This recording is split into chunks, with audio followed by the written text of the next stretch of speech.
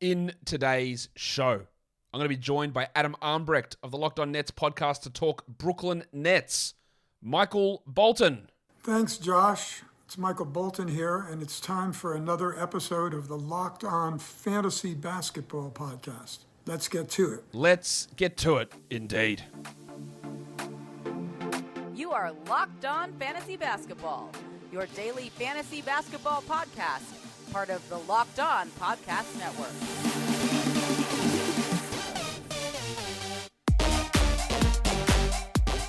Hello and welcome to the Locked On Fantasy Basketball podcast brought to you by Basketball Monster. My name is Josh Lloyd and I am the lead fantasy analyst at basketballmonster.com and at Yahoo Sports Australia. And you can find me on Twitter as always at redrock_bball and on Instagram at Locked On Fantasy Basketball. Today's episode is brought to you by BetOnline. BetOnline has you covered this season with more props, odds and lines than ever before. BetOnline is where the game starts. Thank you for making Locked On Fantasy Basketball your first listen every day. We are free and available on all platforms. We're here to talk about the Brooklyn Nets. There is so much to talk about. This is such a weird thing with this team. At least we got some resolution before we recorded this show about Kevin Durant and Kyrie Irving.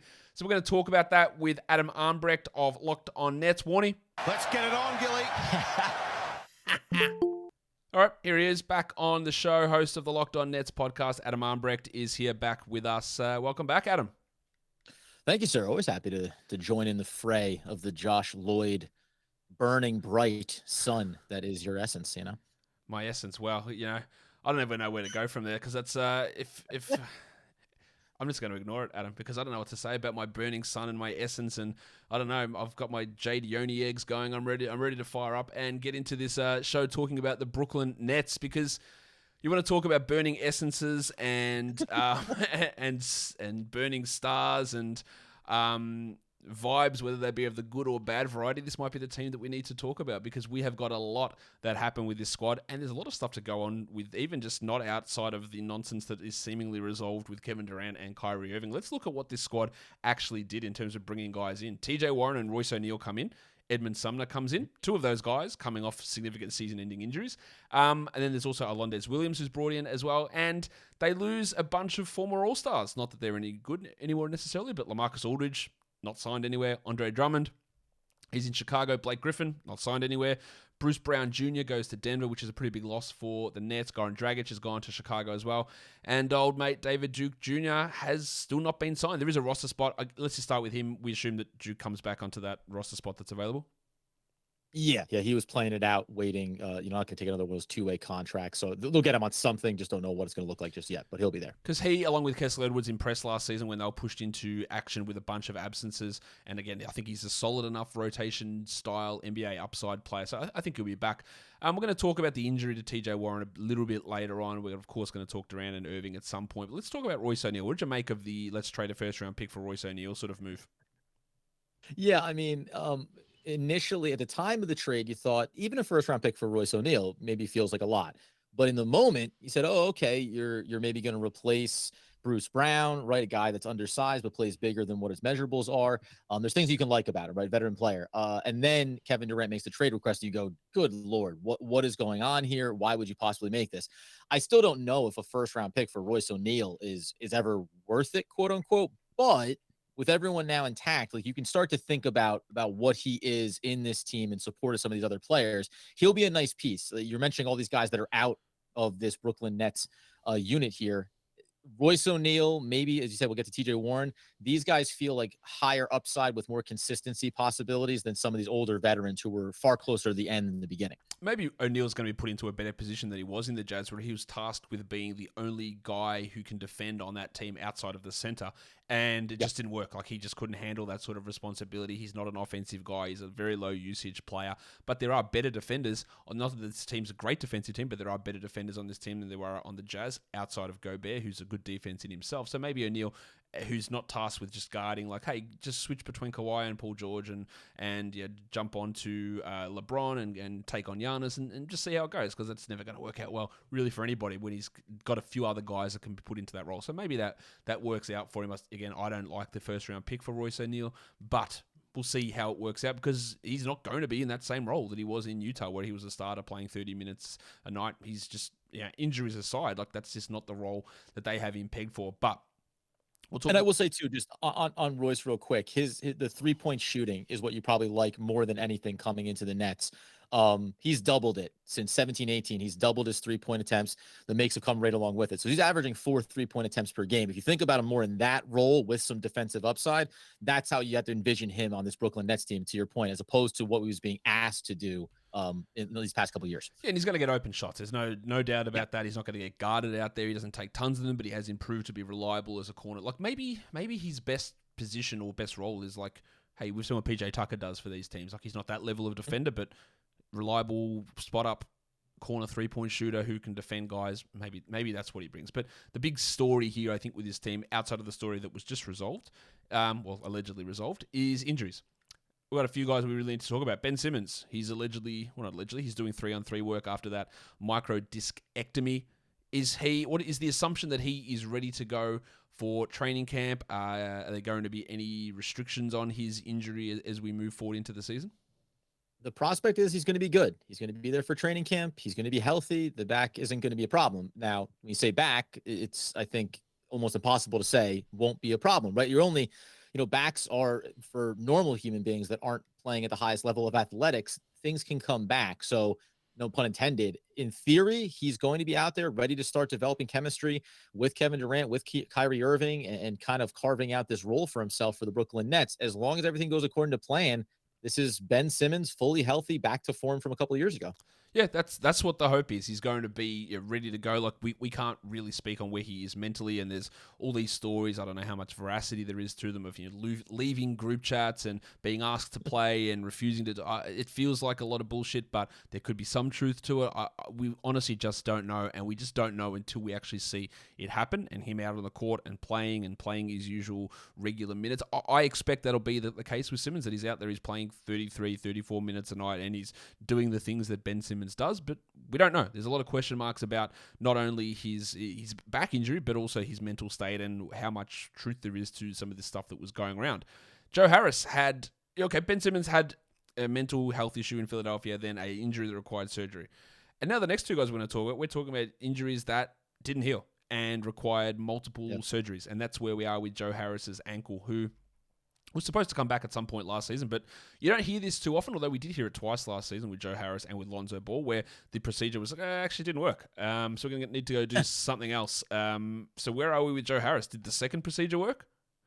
Yeah, I always thought we joked about it during the season. You don't want anyone to get hurt, but the idea they were like, that's a piece of bone just kind of floating around in there. We got to go get that. Like that was such an uncomfortable thing to hear. He should, in theory, again, be back to health. There's a lot of guys here. I know, Seth Curry doesn't really have per se as big of an issue, but he kind of falls in that lump as well. Oh, sorry. The weird he thing had about surgery too, didn't he?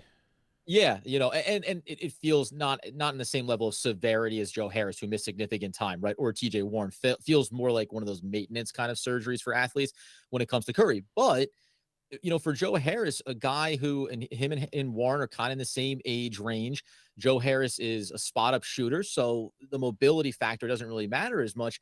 But this team is reshaping in a different way. So you need to be there 100% ready to go. And at $18 million, it's like the injury is one factor. And then the dollar amount is another when you think about how much supporting shooting do you need around these star players.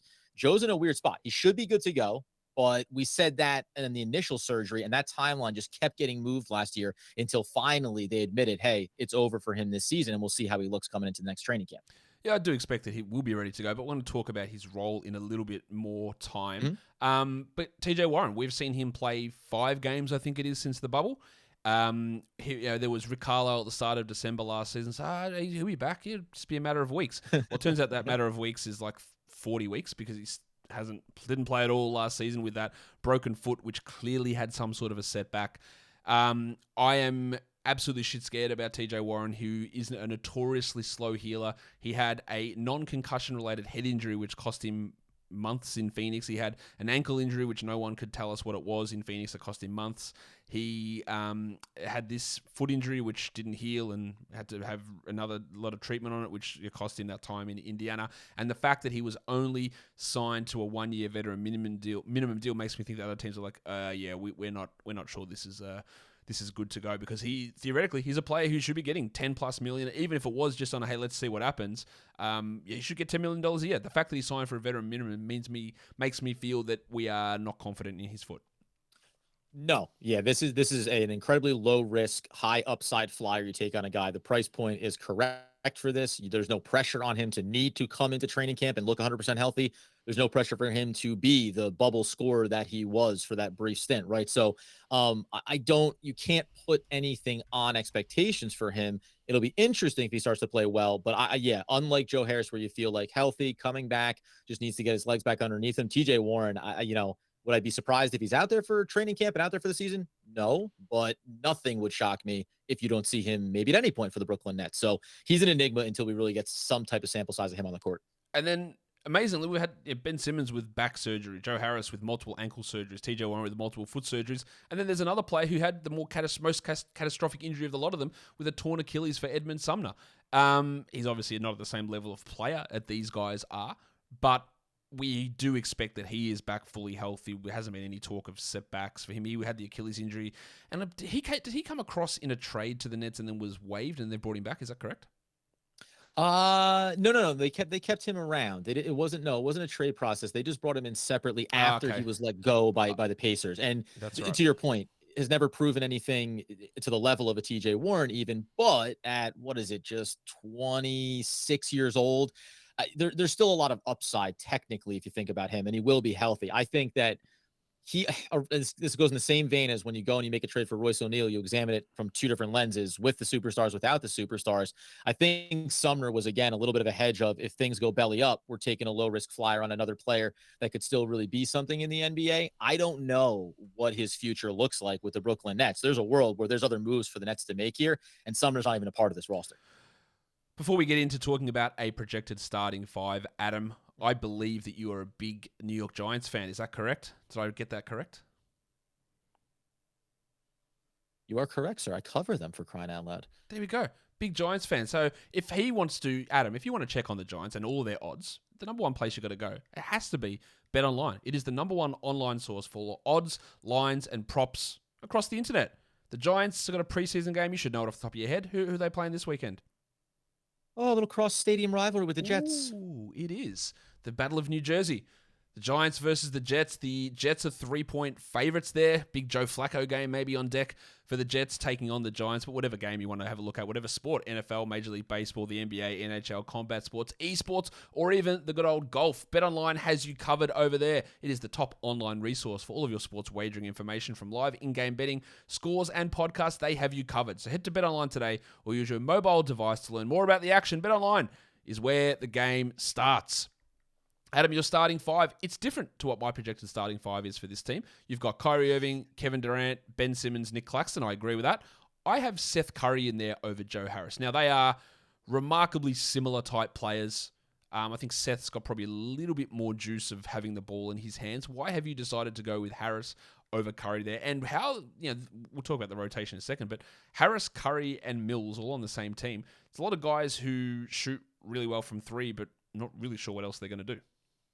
Yeah, and I know, so we'll get to Curry and even maybe to Patty Mills at some point here. Joe Harris, I think if you look at this and you think about the athleticism that Ben Simmons is going to bring to this team, the ability to be a facilitator and to set up the offense potentially in the half court, Kyrie on the fast break, Joe Harris can benefit greatly from that. You mentioned it. Curry, on the other hand, who has a lot more on ball ability to kind of create some space for himself and get his own shot. I think you want to keep that potentially in the second unit. And it's not to say, I mentioned this when we were getting on for it. This feels like a very fluid situation for the Brooklyn Nets roster. It all depends on what type of system are they looking to run here. How are they going to utilize a Ben Simmons? But I think at least for the start, you try to put Joe Harris out there. He just has to be in a spot, hit his shots, and it takes a lot of the pressure off from a defensive aspect too when you think about having Simmons and Claxton out there with him. Yeah, I can say that. I can understand that. I just think that I personally think Curry's a better player than Harris, and I'm just a little bit more worried about Harris coming off the injury. But if we can criticize Steve Nash, or we can praise him as a coach, whatever you want to do. Like, you can think he's a good coach or a bad coach. That's not what I'm trying to say here. But he has absolutely 100% shown no issue with changing the starting lineup on a game-by-game basis. Blake Griffin, LaMarcus Aldridge, Nick Claxton, Harris starting, moving to the bench. Like, this all happened over the last 2 years. Guys just wildly switching. Bruce Brown, hey, you're a DNP, and now you're playing 30 minutes in the next game. Like, it's all over the place in terms of what he does with rotations, whether that's good or bad. And someone else can decide that. I think it's maybe a little bit bad, but it's going to change. It's not going to be set in stone. Joe Harris, again, if he starts, it probably won't be every game. They'll move the guys around quite a bit. But I do agree with your bench group here. Mills, Curry, O'Neal, Warren, we're assuming he's healthy, and the big fella, Day'Ron Sharpe, because this is the team that had like 5 centers last season. Now they have 2, and that is Claxton and Sharpe, and some may say those guys are unproven, and I get that. I want to talk Day'Ron Sharpe here quickly.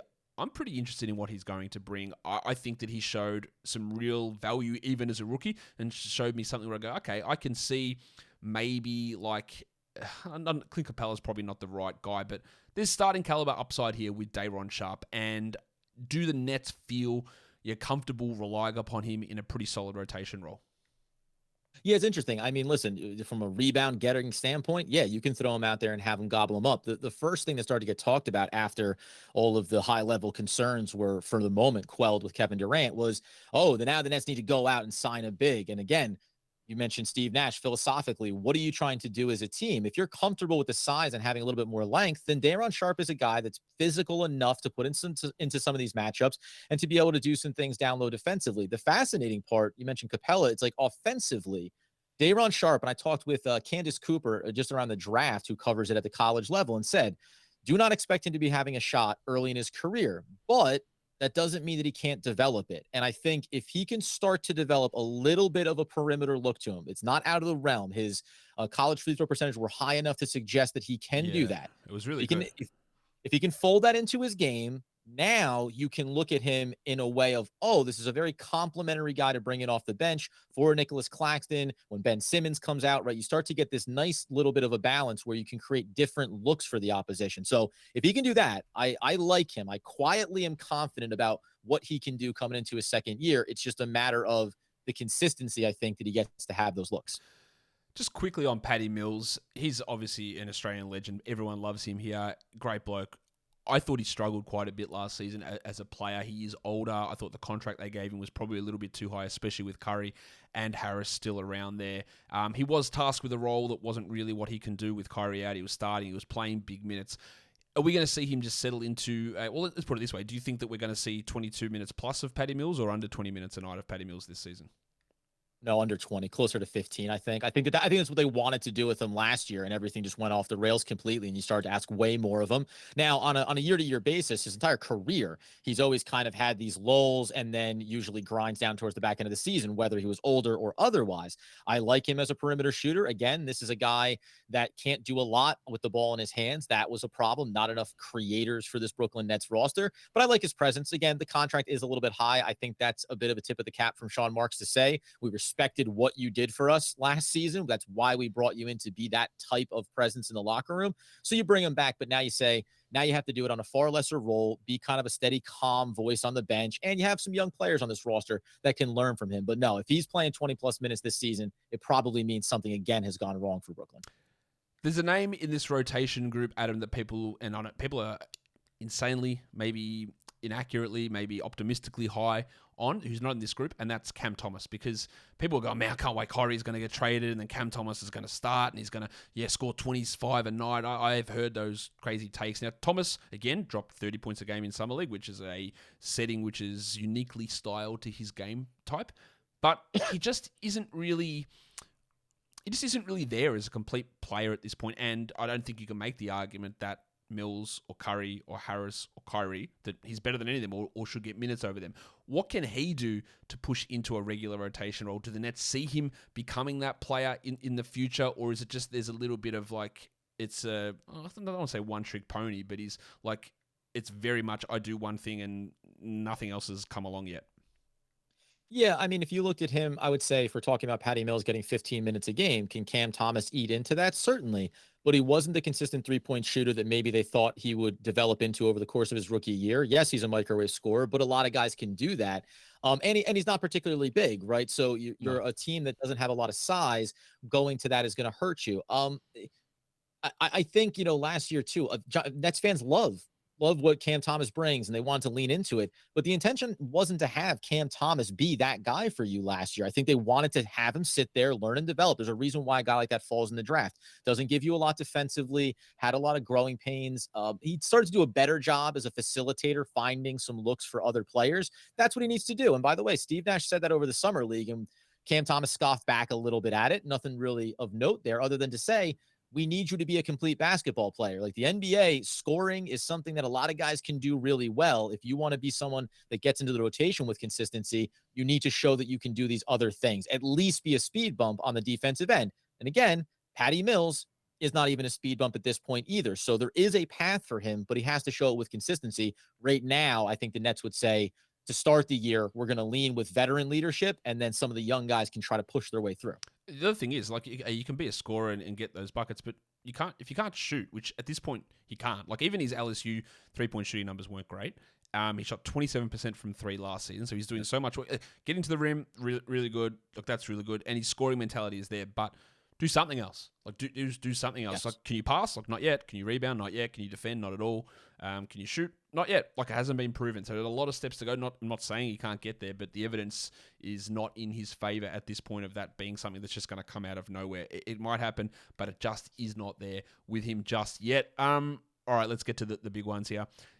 KD is back. They're running it back. Is he actually back though, or is this just all right, we don't like the offers now, we'll see what happens, and then in 3 months' time, this might rear its head again? Or do you have full trust that they are at least committing for this next season, and then they'll revisit in the offseason? Yeah, I like the idea of saying Kevin Durant has decided to return to the team that he was under contract with. I think that's a great way to frame this conversation. Listen, everybody knows there's plenty of blame to go around on the Brooklyn Nets side of it and the players' side of it over these last couple of seasons. But to your question, I would like to think that this was, let's all get back to neutral here and let's play out this year. You have Kyrie on the opt-in. I'm sure we're going to talk about him, but just, hey, let's give it this year. We haven't seen you with Ben Simmons and Kyrie yet. We don't know how this can work. There's a really nice complementary set of skills here. You're a high-level talent still at going to soon be 30, 40 years old. Let's go through this year. And if it all goes belly up, yes, we'll revisit all these terrible conversations we don't want to have. The only way I think anything happens sooner is if the start of the year really goes poorly, maybe a key injury like a Ben Simmons or a Kyrie, anybody. If someone suffers an injury and it just looks like things aren't going to materialize this season, then when the trade deadline comes, I wouldn't be shocked if it's, listen, we said we were willing, but I have a real opportunity to get somewhere else with 3+ years left on my deal. Let's see if there's something out there. I think if they struggle early on and it's not injury related, it's just going to be bye Steve Nash. That would surely be the first move there. I would imagine. Given and I will say it's fascinating that when they released the statement, it was from Sean Marks. Now it wasn't joint with the Brooklyn Nets and the boardroom, so that's Kevin Durant's little PR firm as well. But it was Steve Nash and I, along with Joe Tsai and everybody else. They put his name first. I agree with you, right? There's no world that you can get through the first 2 months of the season and have it look like Steve Nash is clearly an issue and not assume that he could be gone. But that's, again, where I think I want to come back with the highest level possibility as you play out this season. And something inside of that meeting was, listen, you guys are going to do what you're going to do, but you got to give me some room here, if I'm Steve Nash, to be able to suggest, to implement, to try some things. And if that doesn't work out, then I have to fall on my own sword and be like, go here. But if I don't get the chance to show that I am capable of being a head coach, what are we doing? It's just staying in this weird, ambiguous space with everyone where there's a lot of ISO ball and you can't determine if that's KD's choice, Kyrie's choice, or something that Steve Nash is just saying, yeah, you guys go score. I don't have an idea. It is going to be interesting to watch. As I said earlier, I'm always going to harp on this. It's going to be, at least Nash doesn't have the ability to not play Bruce Brown when he's available, like he did at the start of last season, and just completely screw up a lot of those rotations. It was one of the dumbest things I've ever seen. But anyway, that is in the past. We were blown away by that, by the way. We were blown away by that. We could not. We said something must have gone horribly wrong here. Like he must be getting traded. Like something is in the works. And then out of nowhere, I was like, no, Bruce Brown, now he's playing max minutes, and he's one of the most important pieces of the team, like we thought he was before the season started. But yeah, it was so weird. Anyway, let's talk about Kyrie, because Ben Simmons has played as a point guard basically his whole career. You might say that he's not a point guard and he's a power forward because he's big and blah, blah, blah. But he has the ball and he runs an offense. That is what he did all the time in Philadelphia. Nobody else was doing that. Kyrie has done that, but he's never been the most elite passer. He's more of a scorer. And when Harden was there last season, Harden was the point guard who orchestrated the offense. So do you think that Kyrie takes back that mantle of being the guy who sets everything up? Or do you think that it'll be majority Simmons running that role? Or is Simmons going to play more of a complete off-ball, power forward, defensive role and Kyrie's going to execute? Or is Kyrie going to stick to that more off-ball role than he's had in the past, the way that he did alongside Harden and Durant last season? No, I think you're spot on. Kyrie Irving is not your traditional point guard, nor would you want him to be. He's best suited to be a guy that goes and attacks and gets his buckets. I think you want Ben Simmons setting things up. It elevates one of his talents, being a facilitator. It diminishes the risk of him needing to go and take a shot, something he says he can do. He just doesn't like to do, which is always fun for a basketball player. And to your point, Kyrie Irving, he doesn't even really love playing in the pick and roll. So utilizing Ben Simmons in something that Kyrie Irving doesn't want to do naturally, because in some ways it only slows him down, right? He can break down a player defensively all on his own. He doesn't need to have that help. So I would assume that they want to lean him into that facilitator role for Ben Simmons, that Kyrie wants to stay off ball. The only one caveat would be, especially in fast breaks and transition, I think that's something that we saw the difference between when Harden was there and then after he left through the trade. The tempo of the team, the quickness, the speed, that really got ramped up because Kyrie wants to push the tempo. Harden was willing to. And this does feel like a one-to-one in that aspect of facilitator role. Ben Simmons is the replacement for what you lost in James Harden. Simmons is also really good in transition too, and he will push the pace there, so that's something that will help those guys as well. So it is going to be something that's intriguing to watch. I know a lot of people with Simmons, like, he's just going to have no usage. He's going to stand in the corner. His assists are going to drop because it's going to run through Durant and Irving. And I wasn't so sure about that, and I just wanted to get your take on that. We've talked about Day'Ron Sharpe as a center already. Nick Claxton's the presumed starter. We both presume that he will be the starter. Do you think that there is more of a chance of Claxton getting 30-plus minutes, or of it being closer to like a 22-minute split with some time with Durant and Simmons playing as a small ball five? Yeah, I still think maybe it's a symbolic starting role for Nicholas Claxton. We've yet to prove that Claxton can play those 30-plus minutes. There's situations, especially now with Ben Simmons, where that versatility on the defensive end is so attractive. You get to move Kevin Durant into the third most difficult defensive assignment in a lot of scenarios, and then his length, his size becomes a real weapon on the defensive end. For Claxton, again, he's a good transition player. He doesn't have any shot at this point. He's got to figure out the free throws. That could be a real issue for both those guys being on the floor together to close out. So no, I think it's some rotation package when they do go to smaller lineups, when Royce O'Neal comes in and you start to mix and match a little bit. If Day'Ron can develop, I'd still cap Nicholas Claxton at 25 minutes, barring him developing, which he's done. By the way, this is a guy that hasn't even played. He's narrowly gotten over a full season of basketball games under his belt while being in the league for 3 years. He's had some small injuries. So that development curve, I think, has to have a little bit of a longer arc.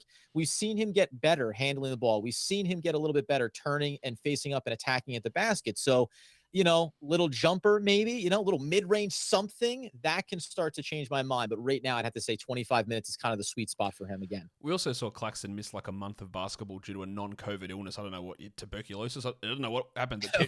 We never really got the full scoop there. He was out forever. It was like a month with I'm telling you, it's not COVID, guys, but he's just too sick to play.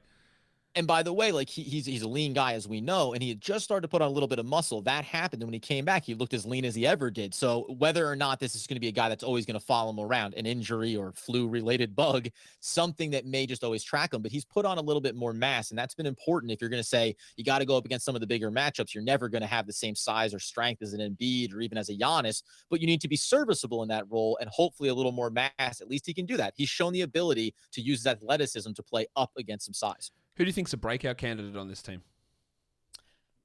Breakout candidate. Man, you know what? I would have said, before watching Summer League, I would have said Kessler Edwards is a guy, that came on last year, really showed you something, had some growing pains as we expected. You take a guy in the second round, you don't anticipate him having all the athleticism, which he doesn't. Then you watch the Summer League, and it was a reminder of, boy, this guy is a byproduct of so much else of what goes on this roster. The three-point shooting and the defensive versatility. I think that he can develop. I kind of was about to talk myself out of it, but for what his role is going to be, I think that maybe he can be a breakout candidate for this team. You already know what Cam Thomas is, at least in the short term. Shy of maybe Day'Ron Sharpe getting that outside look. I don't really see anybody else. You know what? Sorry. I talked myself into, David Duke Jr. is maybe a guy that I would say when he gets his contract for what the role is going to be here. We talked about Cam Thomas, maybe not going to be able to crack significant minutes. Patty Mills is going to fade a little bit here. David Duke Jr. does enough and has enough athleticism under his belt and can be a pest defensively that he could carve himself out a nice little role. I know that's not breakout star, but for what the Nets need, that's the kind of guy that can actually move the needle for this roster from a depth perspective. Who's a regression candidate on this team? I think it's probably Mills to be, or Curry, just because all those guys squishing in together. Yeah, I mean, Patty Mills, we talked about it before. The Nets have spent a lot of time the last couple of seasons bringing in guys that were past their prime. Patty might just be the guy. See, regression sounds so painful to say about a guy like Patty Mills. It could be like, just time gotcha, right? It happened to LaMarcus. It happened to Blake Griffin. Like, you're just going to wear down. Yeah, that maybe Patty is probably the kind of guy that he's starting out playing 15, and by the end of the season, he's a cheerleader on the bench. So he's the guy that could probably go from the biggest quote unquote role to start the year to being maybe next to nothing. Yeah, and he's 34 as well. It's like he's getting up there in age. I think this is easy. Well, actually, maybe not. Is this team better than last season? Well, I think they'll finish better than what they finished last season. Yeah, that's the easy record-wise. Yes. Yeah. I also think they're a better team, at least on paper. This is a more balanced team. This is a more complementary team, and they have the ability, in theory, to be able to keep coming at you with waves on the offensive end. And again, a healthy Ben Simmons on the floor, all of a sudden you have a lot of length and a lot of switchability on the defensive side. So yes, this is a better team than they were last year. It's a better constructed team top to bottom. Okay, now this one. Who's the most likely player to be traded? Do you think there's any chance that Kyrie is still gone, that Westbrook and 2 firsts from the Lakers, if that's still out there, is there any chance that that's happening? Or is this, they're just not going to move on from that? No, I don't think so. And I think the Nets organization was just so disgusted with the idea of eating $47 million. Even if things went really wrong, I guess maybe. I actually think I still go back to Joe Harris, who we've talked about a lot. It's the $18 million, right? There's a lot of flexibility in that in terms of bringing back in a player. And like, he could be healthy and knocking down triples and still be a better component to move to bring someone back in that maybe gives them a little more size defensively, a little more athleticism. Like, those are the things that I think the Nets will, over the course of the start of the season, look to tweak. And while Joe Harris is one of the best three-point shooters, you mentioned the top, Seth Curry is one of the best three-point shooters in the history of the game, in spite of being on 9 NBA teams over the course of his career. So if you feel like you have enough perimeter shooting, and that can come down to the health of Patty Mills and still being the player that we think he can be, if a guy like Kessler Edwards shows more consistency from the outside, if you think the perimeter shooting is healthy enough without Joe Harris, it's not even a knock on him. It's just, can you make your team better? And he's one of the more attractive pieces that you could jettison off. And I would say Seth Curry goes into that boat because he's on the 1 year 8.4. Very attractive, but his best value is going to be for the Brooklyn Nets. Yeah, I think he has some replaceability with Harris just because you've got Curry and Mills on this roster. And yeah, while it is impossible in theory to replace like a 43% three-point shooter when you've got another 43% three-point shooter on the team, like this is the only team that's got that replaceability for a guy like Joe Harris currently on their roster. We're going to round things out here, Adam, with a couple of quiz questions. I do this to all of the hosts. I don't feel bad. Don't feel bad if you miss them. Plenty of them miss them. These are tough things. These are Basketball Index talent grades: three-point shooting talent, playmaking talent, finishing talent. It's not about who had the highest three-point percentage. This is based on last season. It's about difficulty of shots. The more weight towards things like self-creation and pull-ups versus standing in the corner and hitting corner threes. Playmaking is not just number of assists. It's about volume of passes, getting guys open at the rim, potential assists, that sort of stuff. And finishing is not just about Nick Claxton catching alley-oops. It's about driving, getting to the rim, finishing through contact, drawing fouls, that sort of thing. So just an idea when you think, who's that three-point guy that when you want it, no matter what the situation is, who's the guy you think is going to get it in? Playmaking, who's the guy that you want to have in the ball in his hands to orchestrate things? This is based on guys who finished last season on the Nets. Who do you think, so that excludes James Harden, who was, I think, the top in playmaking talent on this team. Who do you think would have graded out as the best three-point shooting talent on this team last season? Gosh, man, like, I want to go with Seth Curry because he can create that little sidestep space for himself. But Kyrie has had some of his best three-point shooting over the last couple of years. I'm going to go with Kyrie for that three-point shot making ability, and that way, that's a safe one. So I don't feel bad if I get it wrong. there was so many different options here. It was actually Patty Mills. He hit 40% of his threes, and because Kyrie was out so much, he did a lot of self-creation as well early in the season. I got to tell you, man, sorry, but this is a great thing to not throw back at, but just reminder, Nets fans who were totally trolling Patty Mills when he hit that bad slump over the course of the season. This is the reminder, and Doug said this all the time on the podcast. He always works back to his averages, and I know this is like a specific type of stat, but this is the exact answer to it of three-point shooting talent that Patty Mills was the guy. Yeah, he still hit 40% of his threes, and he did have a slump during the year, but he still hit 40% of his threes. What about playmaking? Again, James Harden was the leader, but he's no longer on the team. Who do you think would have graded out as the highest in playmaking talent? Kevin Durant. It's got to be Kevin Durant. It was Kevin Durant. Yes, it was. His playmaking has improved significantly over his career. And what about finishing talent? Finishing talent. There's not a lot of guys really. Geez, I'm trying to think here. Anybody else outside of saying Kyrie Irving? It's got to be Kyrie Irving. It is Kyrie Irving. Yes, that one. Yeah, come on. He's one of the best finishers in the NBA. Now, this is one like I talked. I can't remember if I talked on air with you or if it was off air when I talked to you about trying to organize to do a Utah Jazz preview with David Locke, because who the hell knows what's going on with that team. So this question is in honor of whenever I get David on to talk about the Jazz. Which player on this roster averaged the most screen assists per minute? What a terrible question. Most screen assists per minute. Yep. That is on this roster. It's not even a guy. Yep. A lot of guys I would have picked that aren't there anymore now. The top two were Drummond and Aldridge, I think. I was gonna say, yeah, Drummond would have been the one. Oh God. Curry. It's old mate Day'Ron Sharpe, actually. And I just wanted to bring it back to that discussion on him. Day'Ron Sharpe was way up there. He had a really, really high number of screen assists per, I think it was per 75 possessions, but I just went to per minute here anyway. Same thing. Day'Ron Sharpe was way up there. So this is how bad it was, because I knew I couldn't pick Claxton because I know he doesn't function in it. I knew I couldn't pick Kevin Durant because he doesn't get involved in that. Like, you go away from the bigger guys on the court. But this is why some Nets fans are excited for Day'Ron, because he started to show some of that function. Per minute, baby. Yeah, there you go. It's a wild question, and I had absolutely zero expectation that anyone would have guessed that, but there you go. Day'Ron Sharpe is the answer, and Adam, the answer to all of people's Brooklyn Nets podcast questions is the Locked On Nets podcast. What's going on over there at the moment? You better believe it, man. We're starting to finally be able to turn our attention towards the season. We know training camp is a little less than a month away. We can now think about the things we're talking about here. What are the rotations? Who are players that are going to step up big? And ultimately, how does the Kevin Durant, Ben Simmons, and Kyrie Irving triumvirate come together to arguably be the most dangerous version of that team? You go over to Locked On Nets. We're going to be breaking that all down.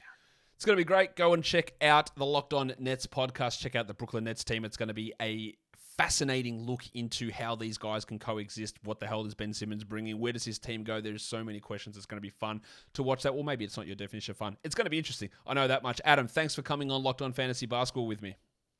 Always, Josh. And that will do it for me today. Don't forget to follow this podcast on Apple Podcasts, Google Podcasts, Stitcher, Spotify, and on the Odyssey app. If you are here on YouTube, thumb it up and leave your comments down below. Guys, we are done here. Thank you so much for listening, everyone. See ya.